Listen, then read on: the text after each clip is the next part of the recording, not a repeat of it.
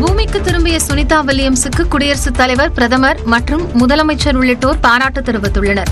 இது தொடர்பாக எக்ஸ் பக்கத்தில் பதிவிட்டுள்ள குடியரசுத் தலைவர் திரௌபதி முர்மு, இந்தியாவின் மகளான சுனிதா வில்லியம்ஸும் அவரது சக விண்வெளி வீரர்களும் வரலாற்று பயணத்தை மேற்கொண்டிருப்பதாக கூறியுள்ளார். சுனிதா வில்லியம்ஸுக்கு வாழ்த்து தெரிவித்து எக்ஸ் தளத்தில் பதிவிட்டுள்ள பிரதமர் மோடி, மீண்டும் வருக, பூமி உங்களை மிஸ் செய்தது என தெரிவித்துள்ளார். சட்டப்பேரவையில் இதுகுறித்து பேசிய முதல்வர் ஸ்டாலின், சுனிதா வில்லியம்ஸ் பாதுகாப்பாக மீண்டும் பூமிக்கு வந்திறங்கிய செய்தி அனைவரையும் மகிழ்ச்சியடைய செய்துள்ளதாக கூறினார். அவர் பத்திரமாக மீண்டும் பூமிக்கு வந்தடைந்த செய்தி நம் அனைவரையும் மகிழ்ச்சியடைய செய்துள்ளது. இதேபோல் எதிர்க்கட்சித் தலைவர் எடப்பாடி பழனிசாமியும் இந்தியாவின் மகள் சுனிதா வில்லியம்ஸுக்கு மனமார்ந்த பாராட்டுக்களை தெரிவித்துக் கொள்வதாக கூறினார். இதனிடையே சுனிதா வில்லியம்ஸ் பூமிக்கு வந்திறங்கியதை கோவையில் டிவியில் பார்த்து அரசு பள்ளி மாணவர்கள் மகிழ்ந்தனர். நியூஸ் 18 செய்தியை காண்பித்து ஆசிரியை பாடம் எடுத்தார்.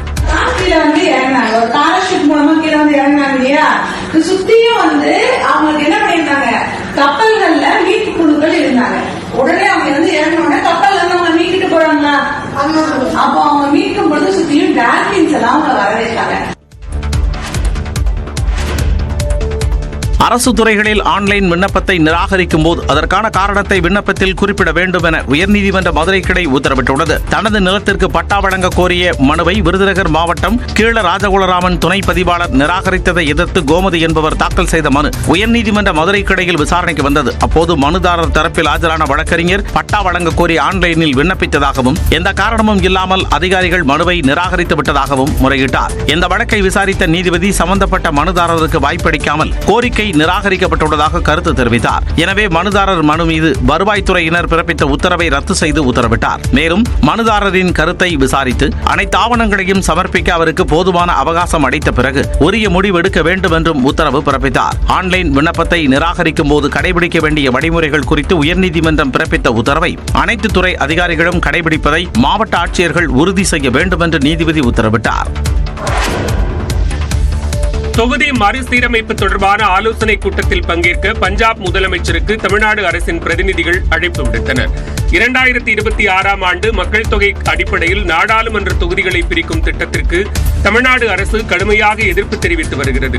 இந்த விவகாரம் தொடர்பாக ஆலோசிக்க சென்னையில் வரும் 22ஆம் தேதி கூட்டு நடவடிக்கை குழு கூட்டத்திற்கு தமிழ்நாடு அரசு ஏற்பாடு செய்துள்ளது. இதில் பங்கேற்க 7 மாநிலங்களின் முதலமைச்சர்கள் மற்றும் அரசியல் கட்சி தலைவர்களுக்கு அழைப்பு விடுக்கப்பட்டு வருகிறது. அந்த வகையில் பஞ்சாப் முதலமைச்சர் பகவந்த் மானை, டெல்லியில் அமைச்சர் ரகுபதி, திமுக நாடாளுமன்ற குழு தலைவர் கனிமொழி, திமுக எம்பிக்கள் கனிமொழி சோமு, MM அப்துல்லா ஆகியோர் நேரில் சந்தித்து ஆலோசனை கூட்டத்திற்கான அழைப்புதழை வழங்கினர். பாதிப்புக்குள்ளானது 8 மாநிலங்கள் சேர்ந்தவர்கள் எதிர்க்கட்சிகளாக இருக்கக்கூடிய பாரதிய ஜனதாவை தவிர மற்ற எதிர்க்கட்சிகளாக இருக்கக்கூடியவர்கள் எங்களுடைய தோழமை கட்சிகளாக இருக்கக்கூடியவர்களாக அவர்கள் நிச்சயமாக மக்களுடைய நலன் கருதி இதிலே பங்கேற்பார்கள். அங்குள்ள பஞ்சாப் முதலமைச்சரின் அதிகாரப்பூர்வ இல்லத்தில் நடைபெற்ற இந்த சந்திப்பில் தமிழ்நாடு முதலமைச்சர் சார்பாக தமிழ்நாடு அரசின் பிரதிநிதிகள் அழைப்பு விடுத்தனர். படகு பழுதானதால் நடுக்கடலில் தத்தளித்த தமிழ்நாடு மீனவர்கள் 10 பேரை இலங்கை கடற்படையினர் விசாரணைக்கு பின்னர் விடுவித்தனர். தமிழ்நாட்டைச் சேர்ந்த மீனவர்கள் எல்லை தாண்டி மீன்பிடித்ததாக கூறி இலங்கை கடற்படையால் கைது செய்யப்படுவது தொடர்கதையாகி வருகிறது. இந்நிலையில் தமிழ்நாட்டைச் சேர்ந்த மீனவர்கள் விசைப்படகுகளில் கடலுக்கு சென்று மீன்பிடித்தனர். அப்போது நெடுந்தீவு அருகே 2 விசைப்படகுகளில் இருந்த 10 மீனவர்களை எல்லை தாண்டி மீன்பிடித்ததாக கூறி இலங்கை கடற்படை சிறைபிடித்தது. அவர்களை நடுக்கடலில் வைத்து விசாரணை நடத்திய நிலையில் படகு பழுது அடைந்ததன் காரணமாக எல்லை தாண்டியதாக மீனவர்கள் தெரிவித்துள்ளனர். அதனையடுத்து விசாரணைக்கு பின்னர் இலங்கை கடற்படை 10 பேரையும் விடுவித்து அனுப்பி வைத்தது. இலங்கை கடற்படையால் கைது செய்யப்படும் தமிழ்நாடு மீனவர்கள் அனாதைகளா என ஆவேசமாக வைகோ கேள்வி எழுப்பிய நிலையில் மீனவர்கள் பிரச்சினையில் உரிய நடவடிக்கை எடுக்கப்பட்டு வருவதாக நிதியமைச்சர் நிர்மலா சீதாராமன் பதிலளித்துள்ளார். மாநிலங்களவையில் பேசிய மதிமுக பொதுச் செயலாளர் வைகோ இலங்கை கடற்படையால் தமிழ்நாட்டு மீனவர்கள் நாள்தோறும் தாக்குதலுக்கு ஆளாவதாக குற்றம் சாட்டினார். ஆனால் மத்திய அரசு இதனை துளியும் கண்டுகொள்ளவில்லை என்று ஆவேசமாக பேசினார். They are also taxpayers to the Indian government. The Tamil fishermen are the orphans of the world. Every 40 years, 843 fishermen have been killed by the Sri Lankan Navy. And our Honorable Finance Minister also spends their time, meets them. Mr. Jaishankar meets them. For what purpose our Prime Minister is going to Sri Lanka? இதற்கு பதிலளித்த மத்திய நிதி அமைச்சர் நிர்மலா சீதாராமன் மீனவர்கள் பிரச்சினையில் உரிய நடவடிக்கை எடுக்கப்பட்டு வருவதாக கூறினார்.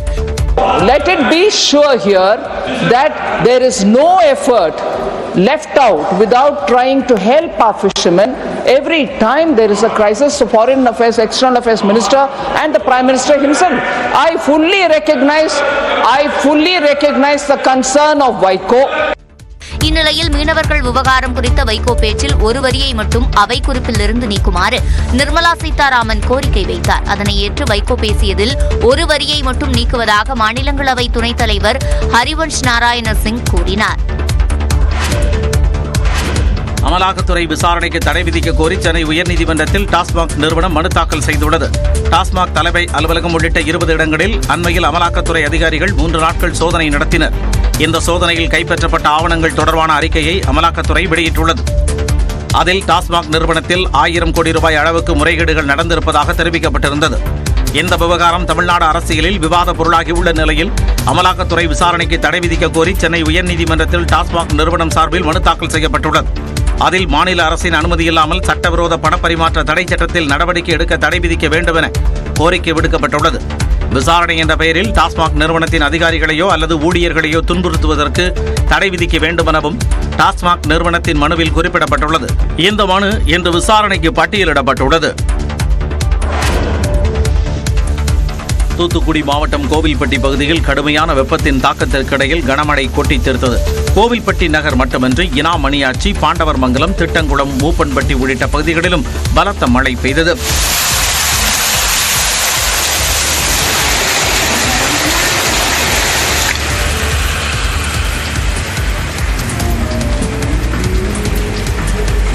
இதனால் இப்பகுதிகளில் வெப்பம் தணிந்து குளிர்ச்சியான சூழல் காணப்பட்டது.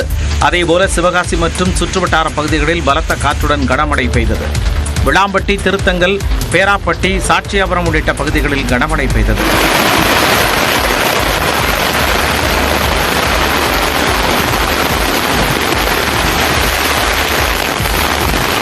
சிவகாசி பகுதிகளில் பெய்த மழையால் பட்டாசு உற்பத்தி பணிகள் பாதிக்கப்பட்டுள்ளன. பழனி முருகன் கோவிலுக்கு சாமி தரிசனம் செய்ய வந்த பக்தர் உடல்நலக் குறைவால் உயிரிழந்தார். நாமக்கல் மாவட்டம் மோகனூர் கிராமத்தைச் சேர்ந்த செல்வமணி பழனி முருகன் கோவிலுக்கு சாமி தரிசனம் செய்வதற்காக வந்தார். மலைக்கோவிலுக்கு சென்று சாமி தரிசனம் செய்வதற்காக வரிசையில் காத்திருந்தார். அப்போது செல்வமணிக்கு உடல்நலக் கோளாறு ஏற்பட்டு மயக்கமடைந்ததாக கூறப்படுகிறது.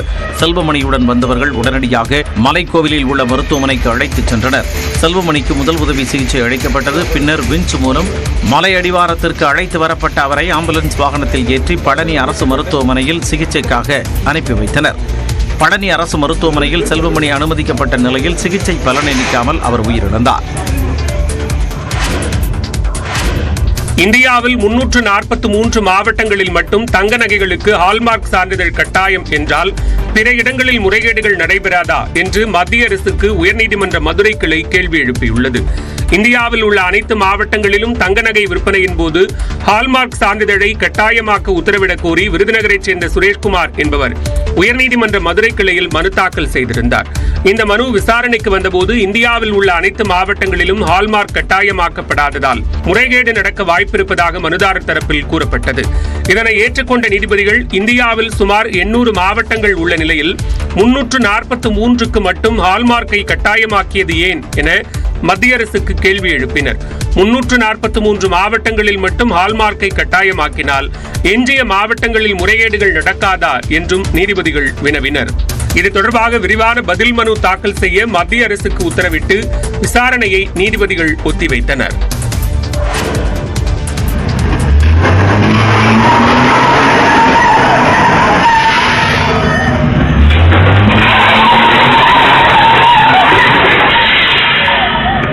சென்னையில் சாலையில் தாறுமாறாக ஓடிய கார் மோதி பெண் உட்பட 2 காயமடைந்த பதபதைக்கும் காட்சிகள் தான் இவை. நுங்கம்பாக்கம் சூளைமேடு காவல் நிலையம் அருகே நேற்று மாலை சென்று கொண்டிருந்த கார் எதிரே வரும் வாகனங்கள் மீது உரசுவது போல சென்றது. ஒரு கட்டத்தில் காரை சாலையோரம் நிறுத்திய ஓட்டுநர் மீண்டும் வேகமாக இயக்கினார். அப்போது முன்னால் இருந்த இருசக்கர வாகனத்தை இடித்து தள்ளியதுடன் மற்றொரு இருசக்கர வாகனத்தில் வந்த பெண் மற்றும் சாலையோரம் நின்றிருந்த ஒரு நபர் மீது கார் வேகமாக மோதி நின்றது.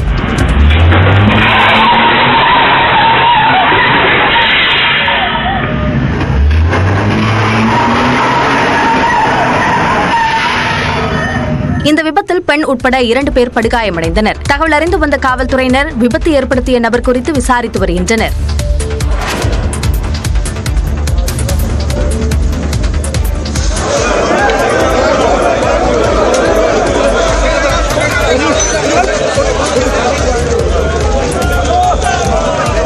பஞ்சாப் ஹரியானா எல்லையில் ஓராண்டுக்கும் மேலாக போராட்டம் நடத்தி வந்த விவசாயிகளை காவல்துறையினர் வலுக்கட்டாயமாக கைது செய்ததுடன் அவர்களது கூடாரங்களை அகற்றிய காட்சிகள்தான் இவை. வேளாண் விளைபொருட்களுக்கு குறைந்தபட்ச ஆதரவு விலை உள்ளிட்ட கோரிக்கைகளை வலியுறுத்தி பஞ்சாப் மாநில விவசாயிகள் கனௌரி சம்பு எல்லைகளில் கடந்த பிப்ரவரி மாதம் முதல் தொடர் போராட்டத்தில் ஈடுபட்டு வந்தனர். இந்நிலையில் சண்டிகரில் விவசாய சங்க பிரதிநிதிகளுடன் மத்திய அமைச்சர்கள் சிவராஜ் சிங் சௌகான், பியூஷ் கோயல் ஆகியோர் நேற்று பேச்சுவார்த்தை நடத்தினர். பேச்சுவார்த்தை சுமூகமாக முடிந்ததாகவும் அடுத்த கட்ட பேச்சுவார்த்தை மே 4ஆம் தேதி நடைபெறும் என்றும் அறிவிக்கப்பட்டது.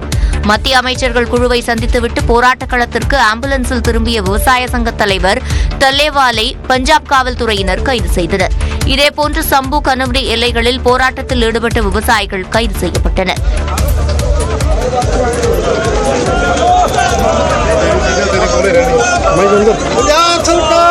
நெடுஞ்சாலைகளை மறித்து போடப்பட்டிருந்த கூடாரங்களை பொக்லைன் இயந்திர உதவியுடன் அப்புறப்படுத்தினர்.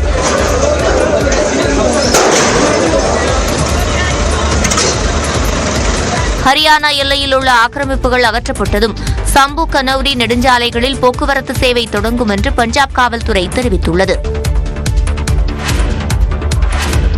வெறும் 5 நிமிடங்களில் கார்களை சார்ஜ் ஏற்றும் புதிய சூப்பர் இ பிளாட்ஃபார்ம் வசதியை சீனாவின் BYD நிறுவனம் அறிமுகம் செய்து உலகின் கவனத்தை ஈர்த்துள்ளது. இதுவரை அமெரிக்காவின் டெஸ்லா நிறுவனம் மட்டுமே 500 கிலோவாட் சார்ஜிங் வசதியை செய்து வந்தது. இந்நிலையில் சீனாவின் BYD என்ற நிறுவனத்தின் தலைமைச் செயல் அதிகாரி புதிய அறிவிப்பை வெளியிட்டார். இதன்படி டெஸ்லா நிறுவனத்தை விட 2 மடங்கு வேகம், அதாவது வெறும் 5 நிமிடங்களில் கார்களை 470 கிலோமீட்டர் தூரம் செல்ல தேவையான சார்ஜிங் செய்யும் வசதியை அறிமுகம் செய்தார். வழக்கமாக கார்களுக்கு மடிக்கணக்கில் சார்ஜ் செய்யப்படும் நிலையில் வெறும் 5 நிமிடங்களில் சார்ஜ் செய்யும் வசதி கவனம் ஈர்த்துள்ளது. இந்த அறிவிப்பை தொடர்ந்து ஹாங்காங் பங்குச்சந்தைகளில் BYD நிறுவன பங்குகள் 6 விழுக்காடு வரை ஏற்றம் கண்டுள்ளன.